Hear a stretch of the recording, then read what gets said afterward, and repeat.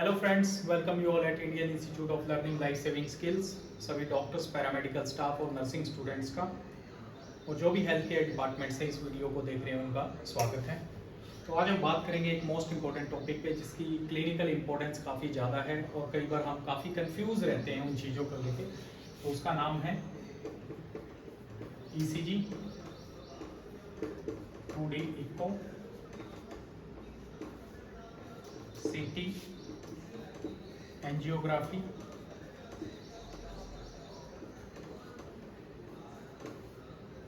Okay.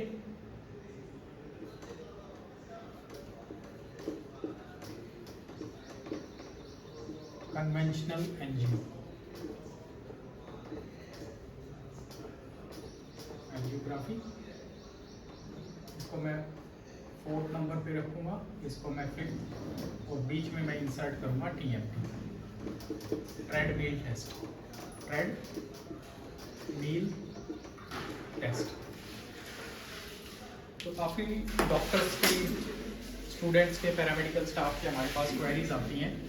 तो इसमें क्या डिफरेंस रहता है? ECG, cardiography, TMT, CT angiography जो आजकल काफ़ी फेमस है और लोग इसके बारे में जानना चाहते हैं कि CT एंजियोग्राफी की एक्चुअल में इम्पोर्टेंस क्या है और कैसे हम इसको यूज़ कर सकते हैं विभिन्न डायग्नोस्टिक्स में। थर्ड वन है conventional angiography, okay. ECG, electrocardiogram. ECG एक छोटा सा टेस्ट है, सिंपल सा टेस्ट है, लेकिन बहुत ही ज़्यादा इंफॉर्मेटिव टेस्ट है। ECG को समझ पाना कई बार बेसिक से लेकर एडवांस तक काफ़ी डिफिकल्ट हो जाता है। इसमें सिंपल है, ईजिली अवेलेबल है, कहीं भी आप जाएंगे आपको ईजिली अवेलेबल मिल जाता है, चीप है, सस्ता है, 200, 300 या 400 रुपये में डिफरेंट सिटीज़ के हिसाब से अलग अलग रेट्स में ये अवेलेबल हमारा रहता है, ओके। ECG। सेकंड हमारा 2D को, 2D को ग्राम जो है ईजिली अवेलेबल नहीं होता, आपको जल्दी ही नहीं मिलता, आपको बड़े शहर में अवेलेबल होता है जिसको हम बोलते हैं 2D को cardiography. TMT, treadmill test, treadmill test भी ऐसे हैं, आपको छोटे शहर में या पेरिफेरी में नहीं मिलता है, आपको इसके लिए सिटी में जाना पड़ता है। थर्ड वन CT एंजियोग्राफी, ये तो ऐसा टेस्ट है कि आपको बड़े डायग्नोस्टिक सेंटर हैं वहीं पे मिलता है, क्योंकि इसकी एक यूनिक स्पेसिफिकेशन है, वही लोग CT एंजियोग्राफी कर सकते हैं, ये हार्ट से संबंधित है। थर्ड वन है हमारा कन्वेंशनल एंजियोग्राफी। कन्वेंशनल एंजियोग्राफी जो है वो कार्डियोलॉजिस्ट करते हैं। कौन करते हैं? कार्डियोलॉजिस्ट इसको करते हैं, कन्वेंशनल एंजियोग्राफी। ECG जो टेस्ट है, ये सारे टेस्ट जो है ये हमारे हार्ट से संबंधित है। किससे संबंधित है? हमारे हार्ट से संबंधित है। ये हार्ट में डिफरेंट पिक्चर्स को बताते हैं। जैसे ECG की हम बात करें तो ECG हमें बताता है हार्ट अटैक के बारे में। अगर किसी पेशेंट को चेस्ट पेन हो रहा है, उसको हार्ट अटैक है या नहीं है, तो इमीडिएटली छोटा सा सिंपल सा टेस्ट हम क्या करते हैं? ECG करते हैं, सभी को पता है, उससे हमें पता चलता है हार्ट में अटैक है या नहीं है, या हार्ट में कोई और एबनॉर्मेलिटी है जिसको हम बोलते हैं रिदम एबनॉर्मेलिटी। क्या बोलते हैं? Rhythm abnormality. रिदम एबनॉर्मेलिटी का मतलब होता है ECG में एक रिदम होता है जिसको बोलते हैं नॉर्मल साइनस रिदम। क्या बोलते हैं?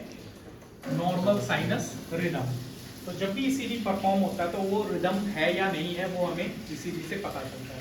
2D eco cardiography, 2D eco ECG को कोई भी टेक्नीशियन कर सकता है, कोई भी नर्सिंग स्टाफ कर सकता है, डॉक्टर कर सकता है, पैरामेडिकल स्टाफ कर सकता है। एक ECG टेक्नीशियन का कोर्स भी होता है जो हमारे यहाँ पे अवेलेबल है, वो लोग भी इस ECG को कर सकते हैं इमीडिएटली।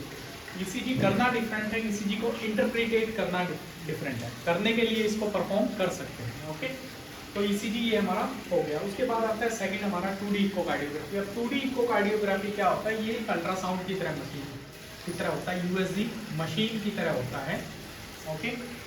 अल्ट्रासाउंड मशीन में ही डिफरेंट मोड्स होते हैं जिसमें इसको भी किया जा सकता है।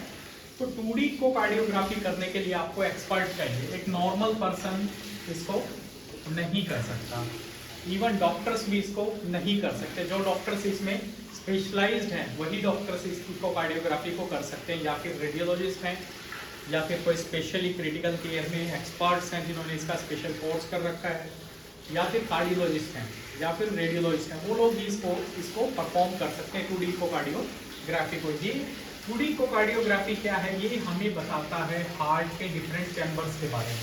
तो हमारे हार्ट में टोटल कितने चैम्बर्स होते हैं? हमारे हार्ट में टोटल चैम्बर्स होते हैं 4। 4 चैम्बर होते हैं जो हमारे हार्ट के डिफरेंट चैम्बर्स के बारे में हमें बताता है, और कौन से चैम्बर में एनलार्जमेंट है। एनलार्जमेंट मतलब बढ़ गया है या छोटा हो गया है, या फिर वॉल्स के बारे में, जो वॉल्स होती हैं हार्ट के अंदर, चाल tricuspid, bicuspid, pulmonary, aortic valves होती हैं, तो उनमें रिगर्जिटेशन तो नहीं है, ओके, उनमें स्टेनोसिस तो नहीं है, उनका साइज क्या, तो ये सारी चीजें हमें इससे पता चलती है। उसके बाद इजेक्शन फ्रैक्शन मोस्ट इंपॉर्टेंट होता है। इजेक्शन फ्रैक्शन, हार्ट की पंपिंग कितनी है। नॉर्मल जो हार्ट की पंपिंग होती है वो होती है 50 to 60%। कितनी होती है? 50 to 60%, और यूजुअली से अबोव 60%, अबोव 50% नॉर्मली रहती है। कई बार हार्ट की पंपिंग कम हो जाती है, तो वो पंपिंग भी हमें यहीं से पता चलती है। हाइपोकाइनेशिया, जिसको हम बोलते हैं, हाइपो मतलब कम, काइनेशिया मतलब मूवमेंट्स कम हो जाते हैं, तो उसको हम बोलते हैं हाइपोकाइनेशिया। तो ये सारा हमें पता चलता है इकोकार्डियोग्राफी से। किससे पता चलता है? इकोकार्डियोग्राफी से। इकोकार्डियोग्राफी से रिसेंटली कोई हार्ट अटैक आया है या नहीं आया, वो भी हमें इको से पता चल जाता है। चारों दीवारों का पता चल जाता है। तो मोरेवर जो इकोकार्डियोग्राफी है वो स्ट्रक्चरल चीजों को बताता है। किसको बताता है? स्ट्रक्चरल चीजों को बताता है, स्ट्रक्चर ठीक है या नहीं। अब इसमें स्ट्रक्चर्स कौन कौन से हैं? स्ट्रक्चर्स की हम बात करें तो इसमें आ जाता है पेरिकार्डियम। तो पेरिकार्डियम में इफ्यूजन है या नहीं है, तो वो इको से पता चल जाएगा हमें। Second, right heart, left heart, right heart enlargement, left heart enlargement, वो हमें किससे पता चल जाएगा? इको से पता चल जाएगा। उसके बाद वॉल्स के बारे में, वॉल्स में कोई स्टेनोसिस, रिगर्जिटेशन तो नहीं है, वो हमें पता चल जाएगा।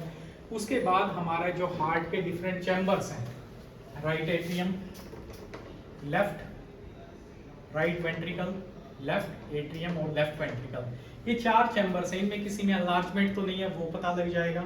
ठीक है, रिदम का भी हमें पता चल जाएगा, टैकीकार्डिया, ब्रेडिकार्डिया, लेकिन एग्जैक्टली क्या रिदम है वो हमें पता चलेगा ईसीजी से। सुप्रावेंट्रिकुलर टैकीकार्डिया या एग्जैक्टली क्या है, तो ये हमें पता चल गया इकोकार्डियोग्राफी से। तो इकोकार्डियोग्राफी एक अल्ट्रासाउंड मशीन है जिससे हमें पता चलता है हार्ट के डिफरेंट चैम्बर्स का। तो हमें पता होना चाहिए किस पेशेंट में हमें एग्जैक्टली हम क्या लुक कर रहे हैं, क्या इन्वेस्टिगेशन हमें करवानी है। थर्ड हमारा मोस्ट इंपोर्टेंट टेस्ट होता है ट्रेडमिल टेस्ट। क्या होता है? Treadmill test. ट्रेडमिल आपने देखी है, जो ट्रेडमिल पे आप दौड़ते हैं, जिम में दौड़ते हैं, तो वैसे ही ट्रेडमिल टेस्ट होता है। लेकिन इस ट्रेडमिल में क्या किया जाता है? इस ट्रेडमिल में आपकी चेस्ट से सारे जो कंपोनेंट्स हैं उनको कनेक्ट कर दिया जाता है, और वो कंपोनेंट को कनेक्ट करने के बाद इलेक्ट्रोड्स को ईसीजी निकाला जाता है रिपीटेडली, बार बार ईसीजी निकाले जाते हैं। तो ये क्या होता है, इससे हमें पता चलता है, सपोज करिए हमारे रेस्ट में, अगर रेस्टिंग फेज में हम काम नहीं कर रहे, रेस्ट में हमारा हार्ट नॉर्मली काम कर रहा है, ब्लड सप्लाई वो है नॉर्मल है, लेकिन जब हम कोई काम कर रहे हैं, दौड़ रहे हैं, कोई वजन उठा रहे हैं, कोई धक्का लगा रहे हैं, कोई जोर लगा रहे हैं, तो वो ब्लड सप्लाई कहीं इंटरप्ट तो नहीं हो रही? ब्लड सप्लाई इंटरप्ट, अगर ब्लड सप्लाई इंटरप्ट होती है, जैसे सपोज करिए अगर ये हमारी कोरोनरी आर्टरीज है, टोटल हमारी कितनी कोरोनरी आर्टरीज होती हैं? 2 होती हैं, राइट कोरोनरी आर्टरी और left coronary artery. Left coronary artery again divided है लेफ्ट एंटीरियर डिसेंडिंग और लेफ्ट सर्कमफ्लेक्स में। तो अब क्या होता है, जैसे रेस्ट के फेज में तो रिक्वायरमेंट कम है, तो हमें ऑक्सीजन और ब्लड सप्लाई इनफ मिल जाती है, लेकिन जब डिमांड बढ़ती है तो ये उतना ब्लड सप्लाई नहीं कर पाता और पेशेंट को चेस्ट पेन होता है। चेस्ट पेन फिर वो बैठ जाता है, बैठने से उसको आराम मिलता है, तो इसको बोलते हैं सप्लाई लेडेड एंजाइना या डिमांड लेडेड एंजाइना। मतलब जितनी डिमांड है उतनी सप्लाई नहीं मिल रही, तो पेशेंट जब बैठ जाता है उसको आराम मिलता है। जैसे कोई सीढ़ियाँ चढ़ रहा है, सीढ़ियाँ चढ़ने पे सांस फूल रहा है, तो उसको हम क्या बोलते हैं? पेशेंट को क्या हो रहा है? एंजाइना हो रहा है। एंजाइना मतलब पेन, पैक्टोरिस मतलब चेस्ट में पेन हो रहा है, इसलिए वर्ड यूज किया जाता है। क्या यूज किया जाता है? Angina pectoris, angina pectoris use किया जाता है। तो ट्रेडमिल टेस्ट पे हम पेशेंट को इंड्यूस कर रहे हैं, क्या इंड्यूस कर रहे हैं? पेन यानी इस्चीमिया इंड्यूस कर रहे हैं, दौड़ने से पता लग रहा है उसको पेन हो रहा है या नहीं हो रहा। उसके बाद एक हमारा वर्ड आता है एंजियोग्राफी। एंजियोग्राफी को लेके काफी भ्रांतियां हैं, काफी धारणाएं हैं, और हमें पता होना चाहिए कब कौन सी एंजियोग्राफी हमें करवानी है। ओके, तो एंजियोग्राफी, एंजियो मतलब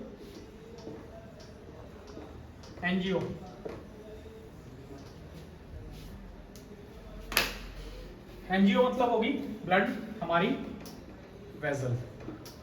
ओके, ग्राफी ब्लड वेसल्स की ग्राफी जो पता चलता है हमें, एंजियोग्राफी। कोरोनरी एंजियोग्राफी, अब कहाँ की एनजीओ हुई है? ये कोरोनरी होती है। तो ये दो तरह की होती है, एक होती है सीटी एनजीओ, सीटी एनजीओ, एक होगी हमारी सीटी एनजीओ, और सेकंड हमारी क्या होती है? सेकंड हमारी होती है कन्वेंशनल, कन्वेंशनल एनजीओ। ओके, अब सीटी एनजीओ में क्या होता है? सीटी एंजियोग्राफी जो होती है, सीटी एंजियोग्राफी में, अब वर्ड सीटी आ गया तो मतलब सीटी स्कैन के अंदर ही होगी, लेकिन ये नॉर्मल सीटी स्कैन वाली मशीन नहीं कर सकती। नॉर्मल सीटी स्कैन की अगर हम बात करें तो सीटी स्कैन मशीन में स्लाइसेस होते हैं। क्या होती हैं? स्लाइस, कट, कितने कट वो लेती है पर सेकंड में। तो सीटी में जो हमारा होता है, जैसे हमारी हम बात करें 6 स्लाइस की सीटी है, 12 स्लाइस की सीटी है, देन कितनी स्लाइस की है? 6 की है, 12 की है, देन 26 की है, 52 की है, 126 की है। ठीक है, तो ये ऐसे डिफरेंट स्लाइसेस होते हैं सीटी, डिफरेंट टाइप्स की होती हैं। तो अगर कोई स्लाइस सीटी 126, अब 256 की भी आ गई है, 126 से अबोव है, वही ये सीटी एंजियोग्राफी कर सकती है। नॉर्मल जिसकी 6 है, 12 है, वो सीटी नहीं कर पाएगी। ओके, तो इसीलिए ये सीटी स्कैन जो मशीन है वो मिलना डिफिकल्ट है। ये आपको बड़ी सिटीज में ही मिलेगा, इजीली अवेलेबल नहीं होता। और ये बता देता है कि कितना कैल्सिफिकेशन है। क्या है? कैल्सिफिकेशन स्कोर देता है, जिससे हमें पता चलता है कितनी हार्डनेस है आर्टरीज के अंदर। ज्यादा कैल्सिफिकेशन स्कोर है तो इसका मतलब चांसेस ऑफ हार्ट अटैक के ज्यादा है। इंटरप्रिटेशन ऐसे किया जाता है। एक होता है कन्वेंशनल एंजियोग्राफी। कन्वेंशनल एंजियोग्राफी का मतलब होता है,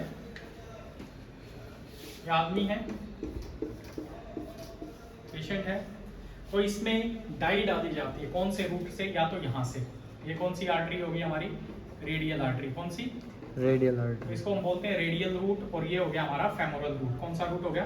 फेमोरल रूट। फेमोरल रूट, ये हमारा रेडियल रूट हो गया, ये हमारा फेमोरल रूट हो गया। तो यहाँ से ये एंजियोग्राफी करते हुए यहाँ पे जाएंगे, एंजियोग्राफी करते हुए यहाँ पे जाएंगे और पता लगाएंगे कोई ब्लॉकेज तो नहीं है। और ये हमारी आर्टरीज कौन कौन सी हैं? आरसीए, एक हमारी होगी राइट कोरोनरी आर्टरी, और एक हमारी left coronary artery. Left coronary artery divided है फिर इसमें राइट सरकमफ्लेक्स में, और सॉरी लेफ्ट डिवाइड है लेफ्ट एंटीरियर डिसेंडिंग और लेफ्ट सरकमफ्लेक्स, ऐसे डिवाइडेड। इसलिए हम बोलते हैं single vessel disease, double vessel और ट्रिपल वेजल डिजीज। तो ऐसे हमें पता चलता है। तो ये हमारी होगी एंजियोग्राफी। तो ये सारी इन्वेस्टिगेशंस हैं जो वो हार्ट से रिलेटेड है। किससे रिलेटेड है? हार्ट से रिलेटेड है। इसमें कौन कौन से आगे हमने जो डिस्कस किए? First one is ECG, second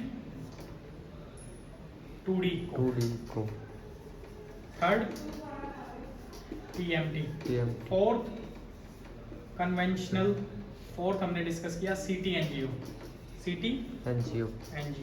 और फिफ्थ हमने डिस्कस किया कन्वेंशनल एनजीओ। क्या डिस्कस किया? Conventional NGO. तो ये डिफरेंट एंजियोग्राफी इन्वेस्टिगेशंस हैं जो हमें पता होनी चाहिए, जिससे हम पता लगाते हैं एग्जैक्टली हमें क्या कंप्लेंट है पेशेंट को। ईसीजी किसके लिए होता है? हार्ट अटैक के लिए और रिदम के लिए। किसके? रिदम के लिए। इसको हम ब्रीफ करेंगे 1 मिनट के अंदर। 2D इकोग्राफी जो है ये एक अल्ट्रासाउंड टेस्ट है, ये स्पेशलिस्ट कर सकता है, रेडियोलॉजिस्ट या कार्डियोलॉजिस्ट इसको कर सकता है, नॉर्मल पर्सन इसको नहीं कर सकते। यू नीड ए टेक्नीशियन, और कई बार इसके एक्सपर्ट कोर्सेस भी होते हैं। थर्ड वन है हमारा ट्रेडमिल